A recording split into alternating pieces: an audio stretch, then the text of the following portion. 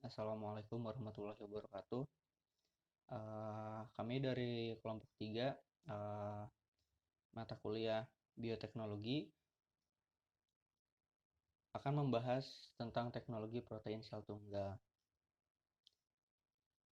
Adapun kelompok kami yaitu Hansa Nurul Salimah, lalu Reja Novianingrum, lalu Rizky Firman Sidik, dan Desi Fahisya. Dalam pertemuan kali ini urutan pemaparannya yaitu yang pertama pengertian protein sel tunggal, lalu perkembangan protein sel tunggal, yang ketiga produksi sel tunggal pada mikroba yang berfotosintesis, yang keempat produksi protein sel tunggal pada mikroba tanpa fotosintesis, lalu yang kelima nilai ekonomi dan hari depan protein sel tunggal.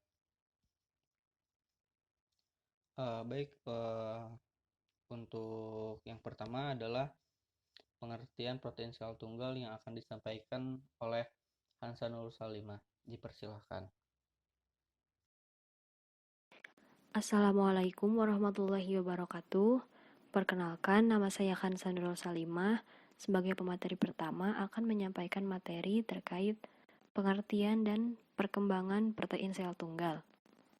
Menurut NIGAM pada tahun 1998, dalam buku Batubara 2009, protein sel tunggal merupakan produk biomasa berkadar protein tinggi yang berasal dari mikroba. Mikroba penghasil protein sel tunggal umumnya tumbuh pada limbah yang memiliki unsur karbon dan nitrogen yang biasanya terdapat dalam limbah hasil industri. Komponen utama protein sel tunggal adalah asam amino dan mineral. Protein sel tunggal dapat digunakan sebagai pengganti protein dan sumber konvensional seperti hasil pertanian, perikanan, dan peternakan. Selain itu, protein sel tunggal dapat menghasilkan makanan yang sangat bergizi yang disebut dengan mikroprotein. Jadi PST itu merupakan bahan makanan berkadar protein tinggi yang berasal dari mikroba.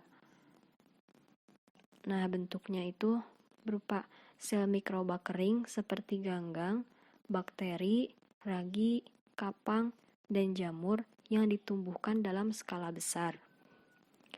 Nah, PST itu dapat dikonsumsi oleh tanaman, hewan, dan manusia.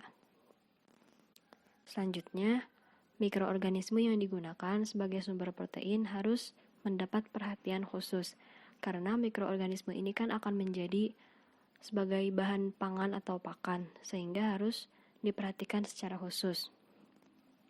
Antara lain, mikroorganisme memiliki sifat tidak menyebabkan penyakit terhadap tanaman, hewan, dan manusia. Selanjutnya, mikroorganisme bernilai gizi yang tinggi sehingga dapat digunakan sebagai bahan pangan atau pakan. Lalu, mikroorganisme tidak mengandung bahan beracun dan biaya produk yang dibutuhkan rendah. Selanjutnya, mikroorganisme yang umum digunakan yaitu ada Chlorella, Spirulina, dan Cynidesmus. Dan juga hamir dari Candida utilis atau kapang yang berfilamen dari Fusarium gramineum ataupun dari bakteri.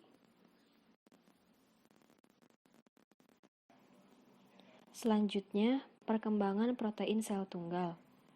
Mengkonsumsi mikroba sebagai bagian makanan manusia bukanlah peristiwa yang baru. Hal ini sudah terjadi sejak tahun 1910 di Berlin.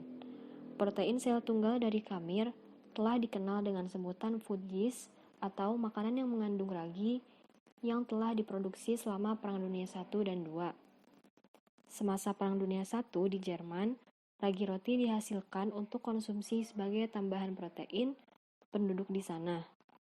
Molase atau tetes tebu digunakan sebagai sumber karbon dan energi untuk membiarkan ragi, sedangkan garam amonium digunakan sebagai sumber nitrogen.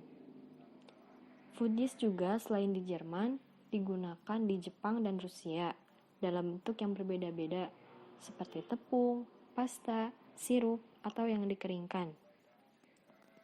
Pada tahun-tahun lebih akhir, Semakin ke sini, dengan adanya kemajuan ilmu pengetahuan dalam bidang fisiologi, nutrisi, dan genetika mikroba, telah banyak memperbaiki metode untuk menghasilkan protein sel tunggal dari berbagai macam mikroba, seperti bakteri dengan kandungan protein yang tingginya sampai 72% atau lebih dapat dihasilkan terus-menerus dengan menggunakan metanol sebagai bahan mentah, dan mikrobanya yang berupa ragi dibiarkan dalam media yang kadar selnya sangat tinggi, sehingga hal ini dapat mengurangi biaya energi untuk pengeringan. Nah, selanjutnya hubungan PST dengan bioteknologi. PST itu merupakan bagian dari bioteknologi konvensional, di mana PST berperan sebagai pengganti protein dari sumber konvensional. Kita ingat kembali bahwa bioteknologi konvensional itu dalam pelaksanaannya masih memanfaatkan mikroba atau organisme yang bisa menghasilkan sebuah produk, seperti senyawa kimia atau produk lain dengan memanfaatkan aktivitas mikroba dan belum menggunakan enzim.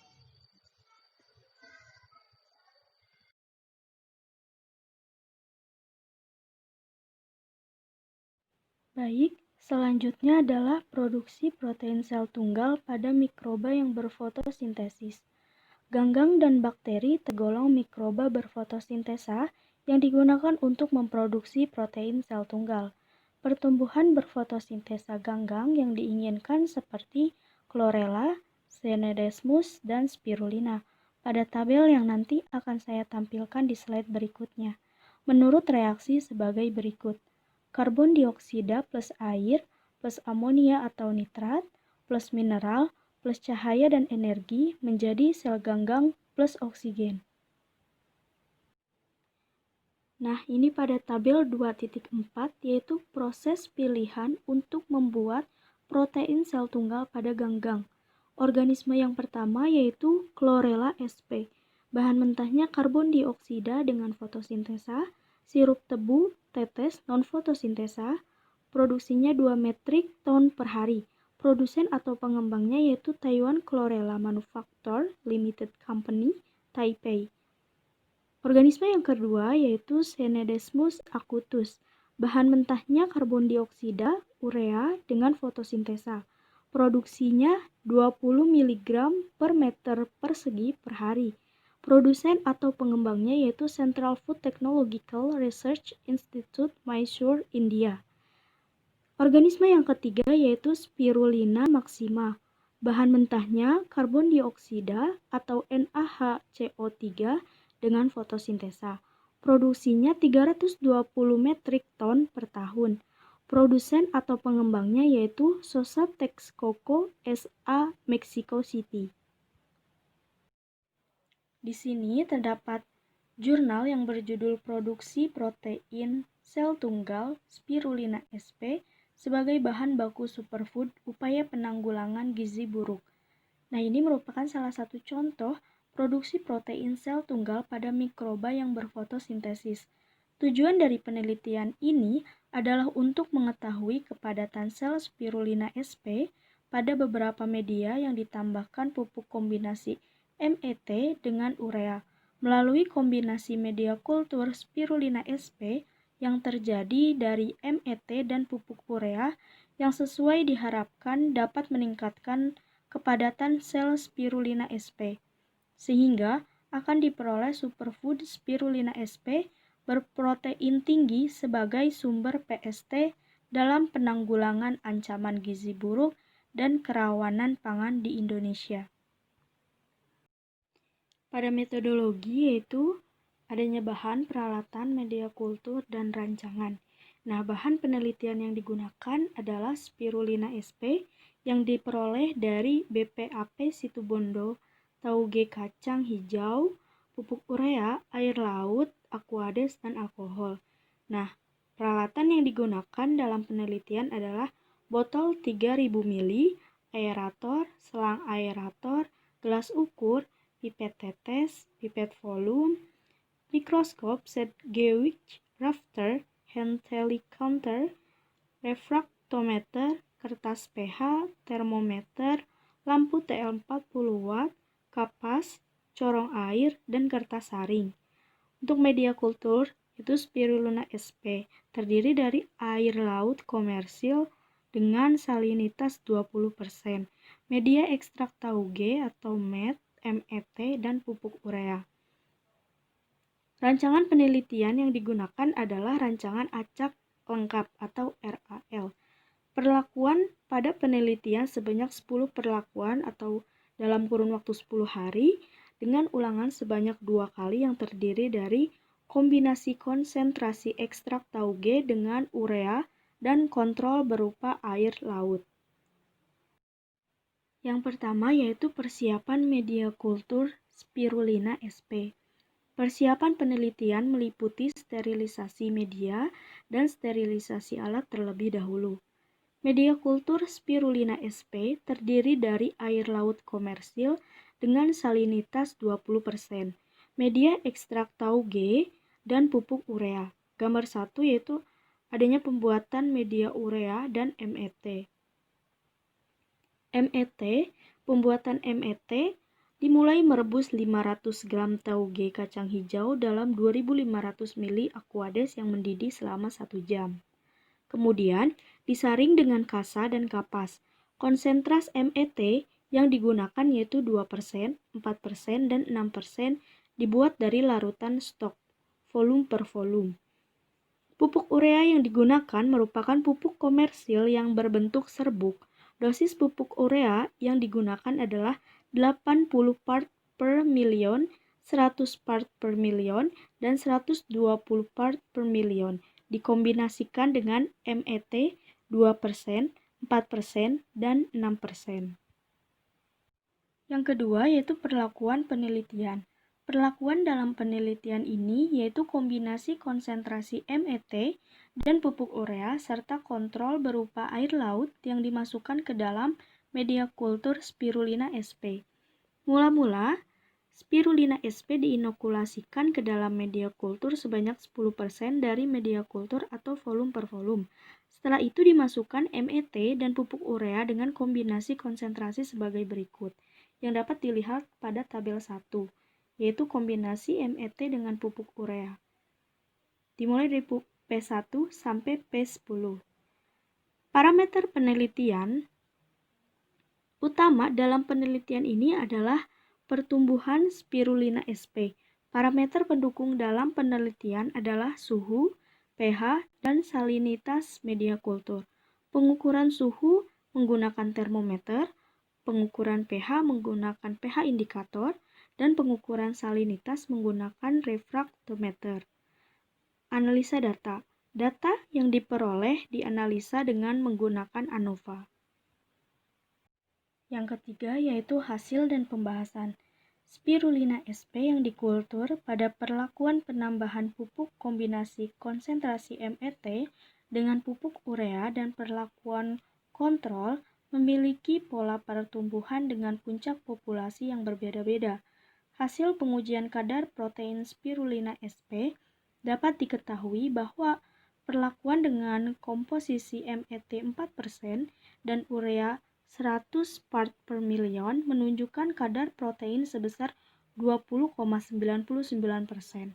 Hal ini disebabkan karena terjadinya puncak pertumbuhan pada hari ke-6, memiliki kelimpahan sel yang paling tinggi. Hasil pengukuran nilai salinitas media kultur berkisar antara 20-27%, yang menyatakan bahwa salinitas yang optimal untuk pertumbuhan Spirulina sp adalah berkisar 15-30%. Berdasarkan hasil penelitian ini, dapat disimpulkan bahwa kombinasi konsentrasi MET dengan pupuk urea berpengaruh terhadap kepadatan sel Spirulina sp setelah diuji dengan ANOVA. Kombinasi konsentrasi MET dengan pupuk urea yang dapat menghasilkan kepadatan sel tertinggi yaitu pada perlakuan P1 yaitu 2% MET dengan 80 part per million urea dengan kepadatan sel 19,53 kali 10⁻³ sinusoid per milimeter. Baik, selanjutnya adalah produksi sel tunggal pada mikroba tanpa fotosintesis. Mikroba yang tidak berfotosintesis yang dibiarkan untuk memproduksi sel tunggal ialah seperti bakteri, kapang, ragi, dan jamur jenis lain. Mikroba ini hidup aerobis dan karena itu harus cukup suplai oksigen agar bisa tumbuh. Mereka juga memerlukan karbon organik dan sumber energi. Begitu juga sumber hidrogen, fosfor, sulfur, dan unsur mineral lainnya.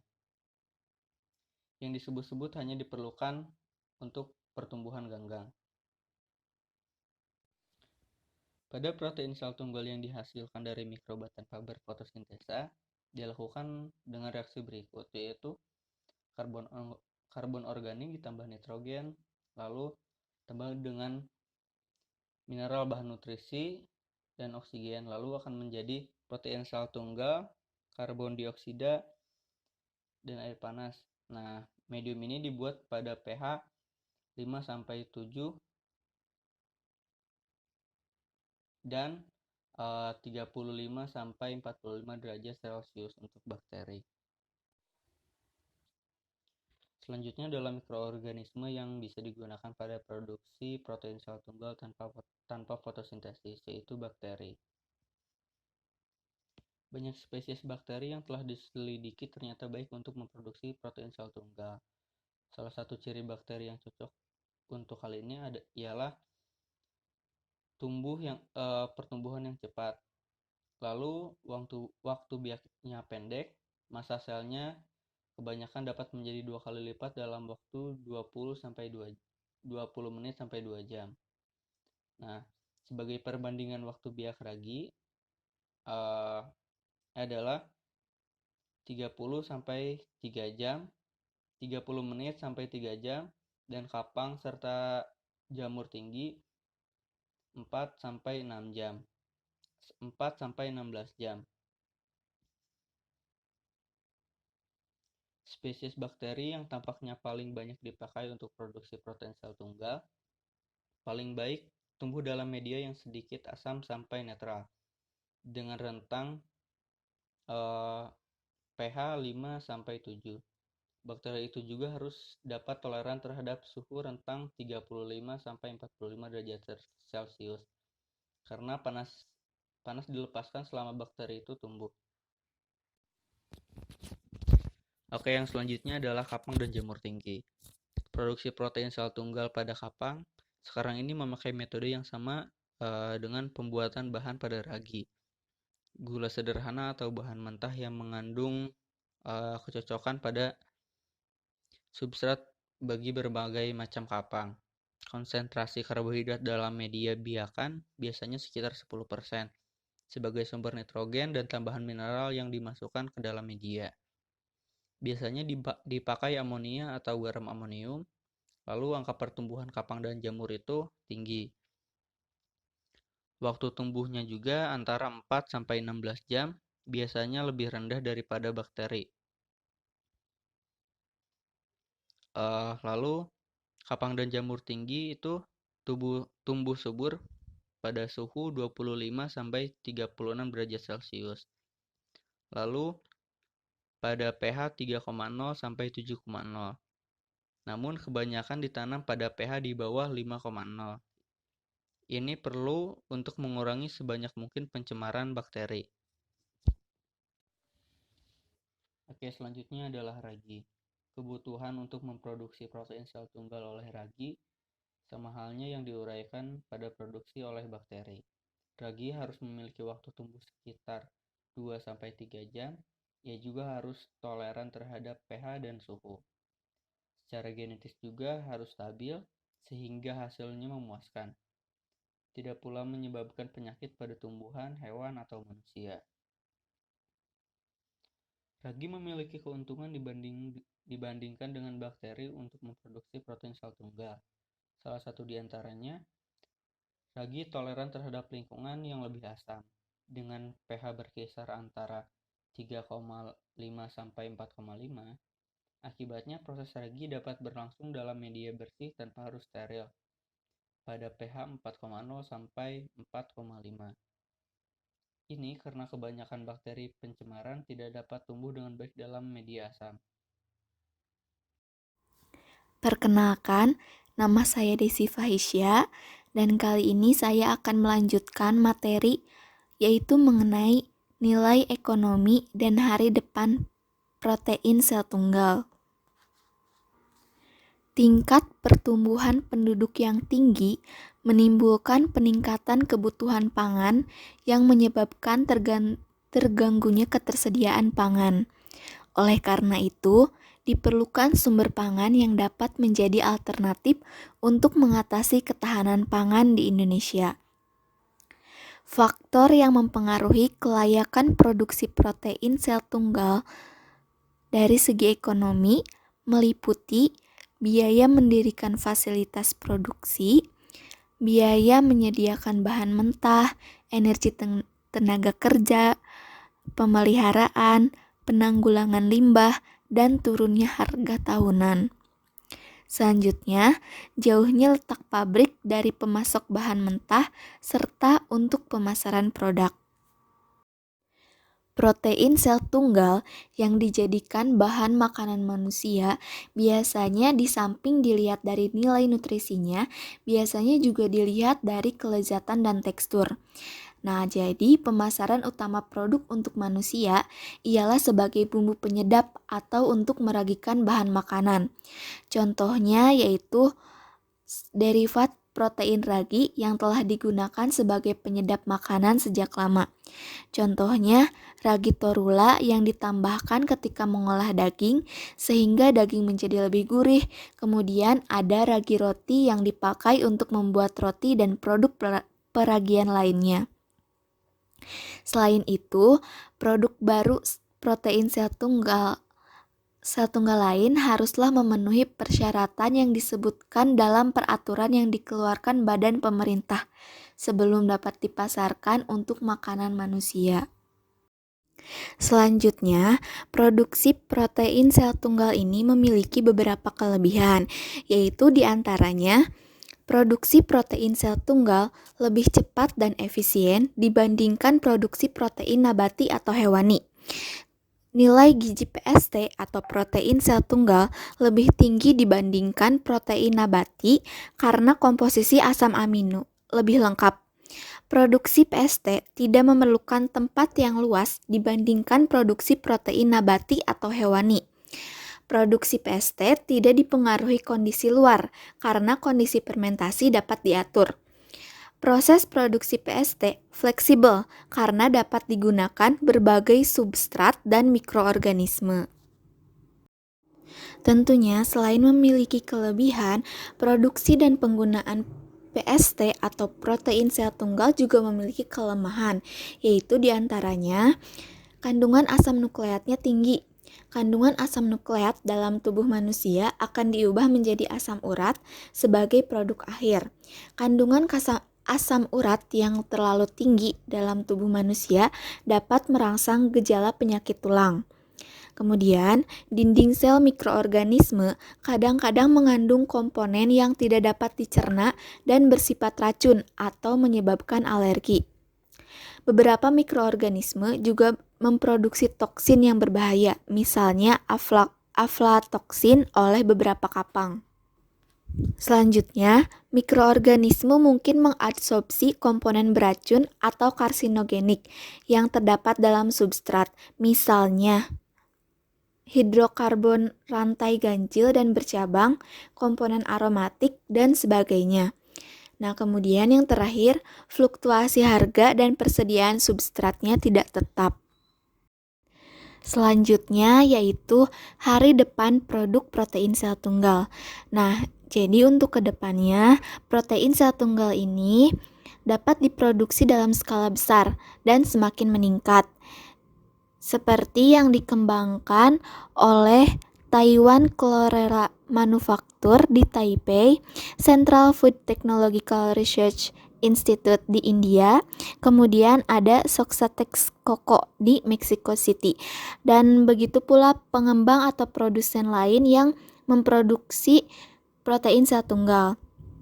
Kemudian, protein sel tunggal digunakan sebagai bentuk tambahan protein, bahan peragi, dan lain sebagainya. Kemudian, protein sel tunggal dapat digunakan sebagai pakan ternak. Untuk contoh pakan ternak dari protein sel tunggal, yaitu terdapat pada jurnal yang ditulis oleh Harsa Pawignya dengan judul Pembuatan Protein Sel Tunggal dari Limbah Nanas dengan Proses Fermentasi. Nah, penelitian ini dicoba pembuatan protein sel tunggal dari limbah nanas dengan proses fermentasi menggunakan yeast Saccharomyces cerevisiae. Dengan hasil protein sel tunggal yang diperoleh nantinya diharapkan dapat digunakan sebagai makanan tambahan pada makanan ternak yang kaya akan protein.